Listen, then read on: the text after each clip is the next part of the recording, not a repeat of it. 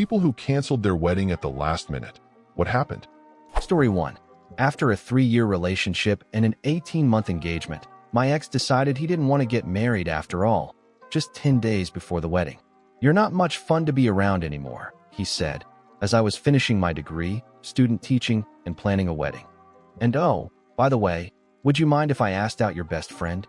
My mom called everyone on my side who had been invited and left the rest up to him and his family.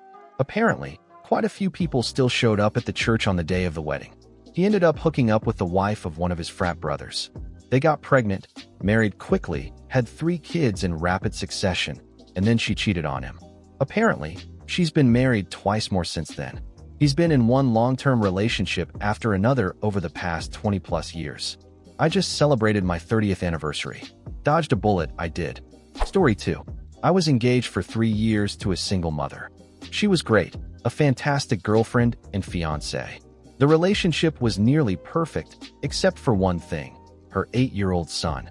Over those 3 years, his behavior kept getting progressively worse, mostly at school, but he eventually started bringing that behavior home. Around my fiancé, he'd be as good as gold, but the moment her back was turned or she popped out to the store, he would turn into an absolute terror. He'd break things and blame me. He hurt my dog once. I even caught him trying to pull my dog's eyes out.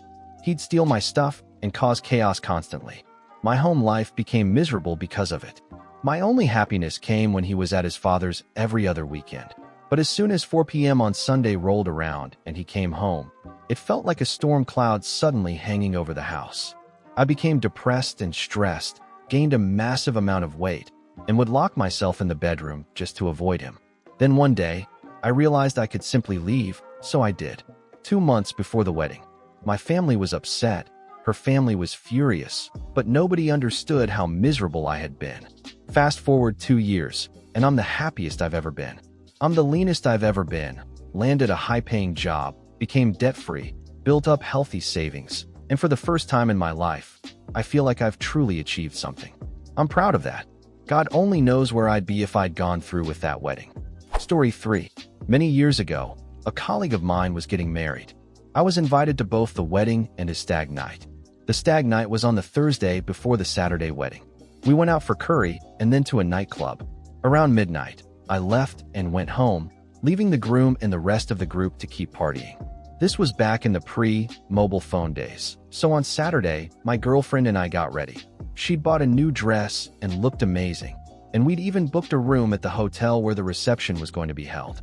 When we arrived at the church, the best man, who was also the groom's brother, was standing at the door explaining that the wedding was off.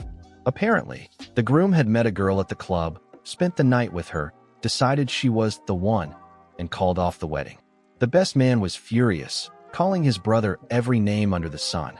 Since the reception had already been booked and paid for, the best man said we could still go to the hotel, have the meal, and stay for the disco and buffet if we wanted. Most of the co-workers and family were already booked in, so we went. It ended up being an enjoyable, but uniquely awkward, evening with about 50 people. Story 4. I canceled the wedding a week before it was supposed to happen. We'd been together for 3 years, and I'd realized about a year before the wedding that he was an alcoholic. I tried to help him get sober, but it wasn't working. There was constant yelling and fighting. 5 months before the wedding, I went on a trip with some girls from school. On the way there, I found out they had planned to cheat on their spouses. I was disgusted and called my fiancé to come pick me up. It was 5 hours away, and I hadn't driven, but he refused. Since I was stuck in the middle of nowhere and trying to keep things calm for the weekend, I went to a bar with them. They tried flirting with guys, and I ended up chatting with a married man about my upcoming wedding, his wife, his baby, and normal stuff like that. Meanwhile, my fiancé got drunk, really drunk. He video called me, slurring his words, barely able to keep his eyes open, passing out mid-call, and then started cursing me out, calling me awful names, just pure venom. I didn't fight back. He'd called me those things before. He was a virgin when we met and had always accused me of being untrustworthy or cheating. I never did. Then he told me he was going to end his life, said it was my fault, hung up, and wouldn't answer again. I must have called him 200 times. I didn't know whether to call his parents or an ambulance. I think I called his mom, who told me he was safe, but I barely remember. It completely ruined the trip, which was already awful thanks to the situation I was in. When I got home, the bed frame was broken, his phone was smashed, he'd completely lost it. But that ended up being the day he decided to get sober. We tried to work things out, mostly because we already owned a home together, and I was too ashamed to tell anyone how bad things really were. He quit drinking, but started smoking weed instead. Then I found out that while I'd been working and paying all the bills, he had taken out $20,000 in student loans and used it on alcohol and weed. That was 1 week before the wedding. Somehow, realizing he was willing to bury us in debt, like that was the final straw. We did end up getting back together and getting engaged again later, but I quickly realized it wasn't going to work for the same reasons as before, even though he wasn't drinking anymore. So yeah, engaged twice, married 0 times. Story 5. Oof, this one hits close to home. We met while hiking across America. Both of us were trekking from Mexico to Canada that summer and met a few hundred miles into our journey. We spent the next 1,500 miles and 4 years together. 11 days before our wedding, she claimed to have had a spiritual awakening that led her to change her mind. She canceled everything. We had already put down deposits and paid for every last detail. The travel, the venue, everything. Both our families had already bought plane tickets to Colorado, where the wedding was supposed to take place. It threw me into the darkest chapter of my life.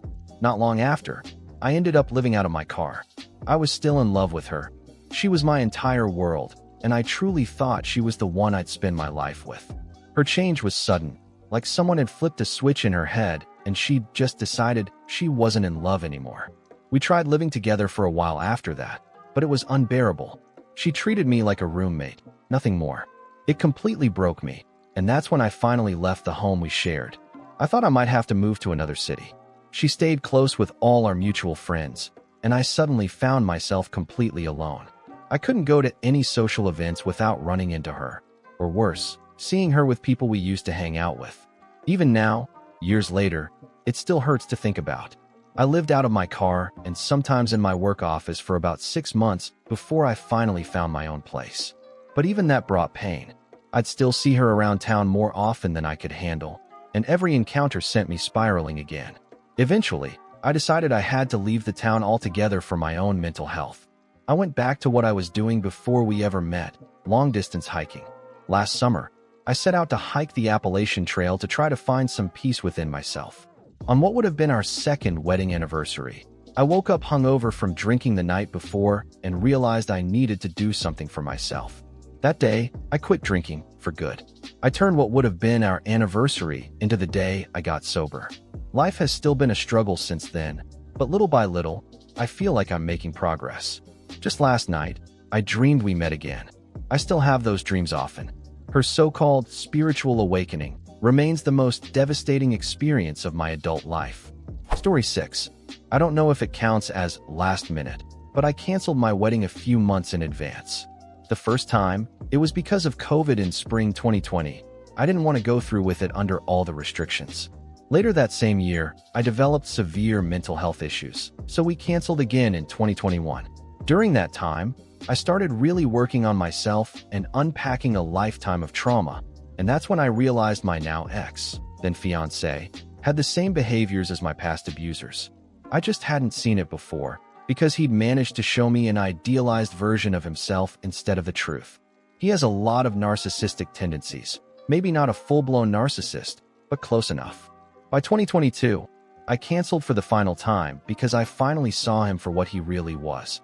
An abusive, manipulative person who gaslit me about his alcohol addiction for years, so much that I actually thought I was losing my mind. I stopped trusting my own senses, my perception, even my memories. It completely wrecked my mental health. Eventually, I broke free, though it took time. I later learned he had been seeing multiple women behind my back and had been stealing money from me to buy alcohol. That was a harsh realization. I educated myself about abuse and started to understand just how deep it all went. I learned so much. Now, I'm doing a lot better. I've made real progress since leaving him. I'm much healthier mentally and have grown more in these past few years than I ever thought possible. The road here was brutal, and still is sometimes, but I'm so much better for it.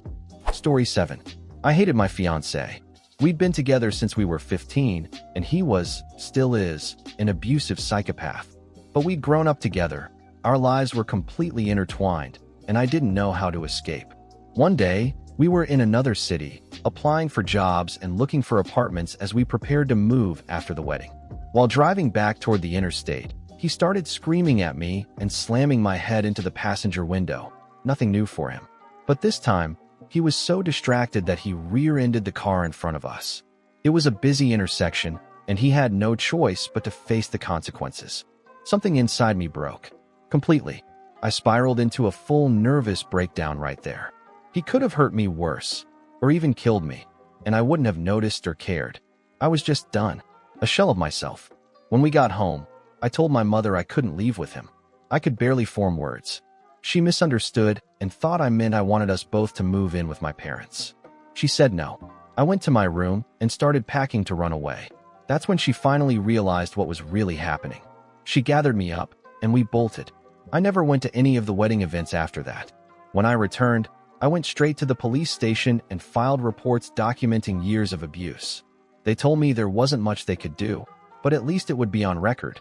They did go to confront him at his house, though, and his mother, who had witnessed him tackle, punch, and kick me in the past, was furious at me for ruining everything. I've been free of him for over 30 years now, but the scars from something like that never fully heal. Story 8. I have only one biological uncle and his wife, my aunt. They have 2 kids, my only first cousins. Their son has always been ridiculously spoiled, while their daughter, who they clearly favored less, turned out mildly not awful. They're insanely rich, snobby, and I haven't spoken to them in decades. My male cousin, Joe, was getting married. I wasn't invited, but my parents were. The reason I wasn't invited? Because they knew I couldn't afford to travel to the fancy wedding location. 2 nights before the wedding, there was a huge commotion. My uncle and aunt had apparently hired a private investigator to look into Joe's fiancée and her family. Turns out, she wasn't rich like they thought. In their eyes, she had been pretending to be wealthy. She had around $10,000 in credit card debt, and they discovered that her parents both worked regular jobs and lived paycheck to paycheck.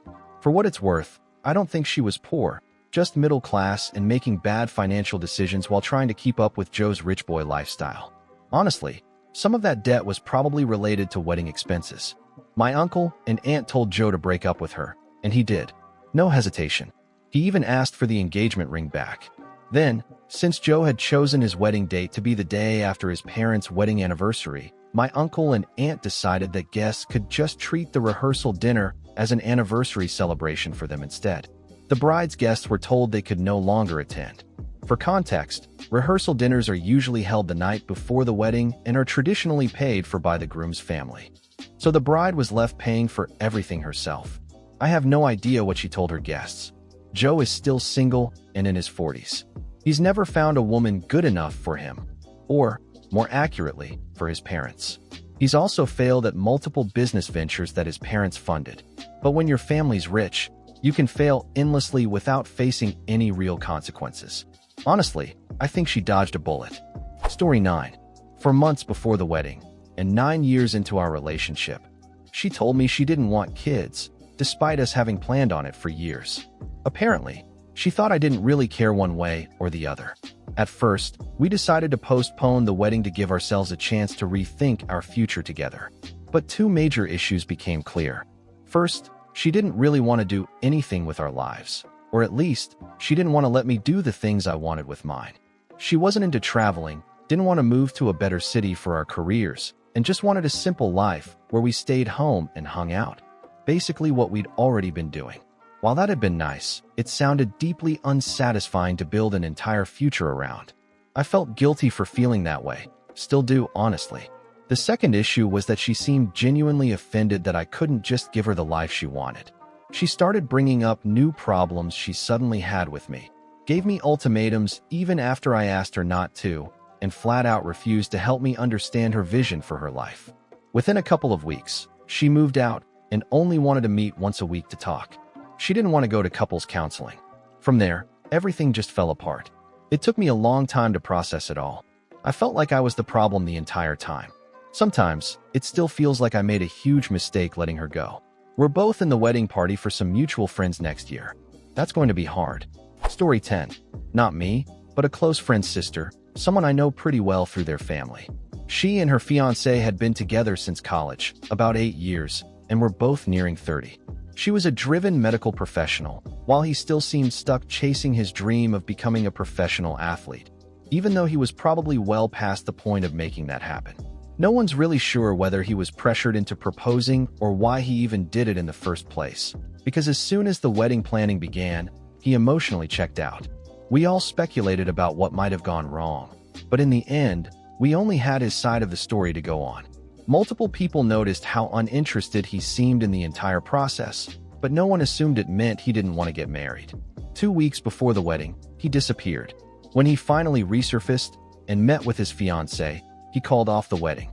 He said he was dealing with serious mental health issues and just couldn't go through with it. But it didn't feel like that was the whole truth. Everything had already been paid for, so the bride's family spent the next week calling every vendor, trying to recover some of the money and informing guests of the cancellation. The groom's family wanted nothing to do with any of it. They didn't bother helping notify guests or assist the bride's family in getting refunds, even though they were supposed to split the costs, and apparently hadn't even paid their share yet. It's been about 2 years since then. To be honest, she's still not doing great, getting better, slowly, but it's been a really hard road. As for him, no one knows. He completely disappeared from all of our lives. Story 11. I was the officiant at one of the most difficult weddings I've ever been part of. One side of the family was Colombian Catholic, the other Thai Buddhist. I was asked to perform the ceremony in the most secular way possible because neither side could agree on anything, and the bride and groom were just plain exhausted from the fighting. The original officiant had suddenly quit. I'd known the couple for over 10 years, and neither family liked their child's partner. I spent a lot of time studying both Colombian Catholic and Thai Buddhist wedding traditions, trying to find a neutral, secular blend that captured the spirit of both without offending anyone. I met with the bride and groom just a few hours before the ceremony, and they both seemed calm and ready for whatever the day might bring. The venue was stunning, straight out of a 1920s Great Gatsby movie. Art Deco design, marble floors, ornate staircases on either side. The ceremony was to take place in the hotel's grand foyer. The DJ had set up, guests were mingling, everything looked perfect. About 30 minutes before the ceremony, I saw the bride suddenly run out of the hotel with her entourage trailing behind her. She was already in her wedding gown, which was strange, but I figured she was just making a quick run to the CVS next door for something small, hairpins, makeup, maybe something forgotten. They seemed rushed, but not upset. Then the ceremony time came and went. Guests were standing around, waiting. 15 minutes passed, then 30. People began whispering, asking questions, realizing the bride's group and most of the groom's side were nowhere to be found. The people who were supposed to be coordinating things had vanished. Finally, after about 45 minutes, the best man appeared looking pale and nervous. He announced that the wedding was off. He said the couple had decided to donate all the cake and catering to the homeless and asked everyone to please go home. The groom was too distraught to speak himself. The bride had run off. I was stunned. These two had been together for 10 years, through some really rough financial times, and I'd never once seen a sign of serious trouble. Whenever I'd spoken to either of them privately, they always spoke fondly about the other. Then someone nearby muttered, "Again?" That's when I found out this exact thing had happened 2 months earlier. Same couple, different venue. Apparently, I was the second officiant for their second attempt at getting married, something no one had told me. We all left quietly. Since that day, I haven't been able to reach either of them, and as far as I know, they're no longer together. I still have no idea what really happened. Story 12. Didn't happen to me, but to a friend of a friend. Let's call him Tom. Tom's fiancée had turned into a bit of a bridezilla, which he could tolerate, but her family was making everything worse. He was marrying into money, while he himself didn't come from it. Early on, he told her, "We can do whatever you want, but we can't do black tie. I want my friends and family to wear their own suits and not worry about the cost." She agreed, and her father said he'd pay for everything. The wedding quickly turned into one of those over-the-top affairs, set in a castle, a massive church ceremony, 2 designer wedding dresses, the works. Then, about a month before the big day, She sent updated invitations to all the guests, quietly changing the dress code to black tie without telling Tom. Tom's brother called him, confused, saying he thought it wasn't supposed to be black tie and there wasn't much time left to rent tuxedos. Tom confronted his fiancée, and she brushed it off, saying he must have misunderstood, and told him to come over to the new house her parents were buying for them. When he arrived, her father was there, but she wasn't. Her dad proceeded to lay everything out. All the money he'd spent, the house he was gifting them, the effort he'd put into organizing a perfect wedding. He said it simply wouldn't look right if only her side of the family showed up in tuxedos. Turns out, they had told all of her guests it was black tie from the start, hoping Tom would eventually go along once he saw the grandeur of it all. Tom said he was going to message everyone on his side to ignore the updated dress code.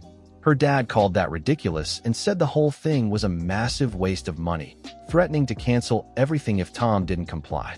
Tom, being someone with very strong principles, told him he'd message both sides of the family clarifying that it was not black tie, as he and his fiancée had agreed. He even said he'd post a notice on the wedding website stating that regular suits were fine. Her father snapped, saying that if Tom did that, he'd pull all the funding and the wedding would be off. Tom replied, "Sounds like the wedding's off, then." His fiancée later called him, furious, telling him to grow up and that she'd already spoken to his parents, who supposedly didn't mind. Tom responded by sending out an email officially canceling the wedding. I wasn't invited, but I did talk to Tom afterward. From an outsider's perspective, I told him it seemed like he might have overreacted. But he said he couldn't trust her anymore, that he had asked for just one thing, and she'd gone behind his back 3 separate times. He also said her father showed his true colors that day, and he had no interest in ever being financially tied to someone like that. Story 13. My ex-fiancée left me completely blindsided 2 weeks before our wedding. We'd been together for 8 years. As I mentioned in another comment, it's incredibly isolating to be suddenly abandoned by the person you loved and trusted most. My family was traveling all the way from Europe to Australia for the wedding, and having to call and tell everyone it was off, especially my dad, was agonizing. My ex told me he just wasn't attracted to me anymore and didn't love me the same way I loved him. I suspect there was more to the story, not necessarily cheating, but probably an intense work crush or emotional connection elsewhere. I lost my mom in my early 20s, and this whole experience brought back that same overwhelming sense of grief and isolation. I've never known anyone else who's been left like that, completely discarded. Our relationship had its flaws, like most long-term ones do, but I genuinely believed we could work through them. I think he just didn't see a way forward, while I had total faith that things would be okay. Before all this, he was my best friend and my favorite person in the world. It's been 2.5 years now, and I'm still processing everything. I've started dating again, but it feels so different, and I've lost a lot of confidence in myself, especially in how I love and trust. During this time, I also lost my father and got laid off from my job. Sometimes it feels like my purpose is just to make other people feel better about their own lives by comparison. I've probably lost the chance at motherhood too, which has always been a lifelong dream. I've spent years being the girl on the sidelines, watching everyone else celebrate love, marriage, and family. I still love love. I love kids. But now, there's a deep ache behind it all. So yeah, I wouldn't recommend this kind of heartbreak. I know some people leave bad relationships and go on to do amazing things or meet incredible new partners. And honestly, I think that's beautiful. But for me, it's been devastating. I've struggled ever since. And yes, I've gone to therapy, intensive therapy, even. All I can do now is hope that someday I'll find my own sense of worth and peace in this life. Story 14. COVID. The wedding date my now wife and I had chosen was April 11th, 2020. When things started getting serious with COVID in March, we made the painful decision to cancel just 3 weeks before the big day. It was brutal. Nearly 2 years of planning and over $15,000 invested, gone in an instant. With a 90-year-old grandmother on my side and several immunocompromised relatives on hers, we knew it was the right thing to do, but it still hurt. My wife had even planned this incredible surprise for me. She was going to jump on stage during the reception and play a set with the band in her wedding dress, on the saxophone she hadn't touched since high school. She'd been rehearsing in secret for months. We never got to experience that moment. Afterward, I spent the next 2 months fighting the venue for the refund we were owed under the contract. They didn't want to cooperate or give us back much of anything. For anyone in the Indianapolis area, avoid Black Iris Estate. I had to go full lawyer mode, studying every line of the contract myself, and I'm not a lawyer, to make sure they didn't short us. They tried to keep thousands, but after a long battle, we finally got the $7,500 refund. We were owed $4,000 of which they'd tried to deny us. Despite everything, my wife and I are happily married today. We tied the knot at the courthouse on June 6, 2020. Only one person from each side was allowed inside, so both of our moms got that honor. We finally took our honeymoon 2 years later. Now, we have a beautiful 3-year-old daughter and twin boys on the way. Life doesn't always go as planned, but it's what you make of it. Ride the wave. If you enjoyed the video, don't forget to leave a like and subscribe, activate the notification bell, and share a similar story or anything you'd like to say in the comments. See you next time.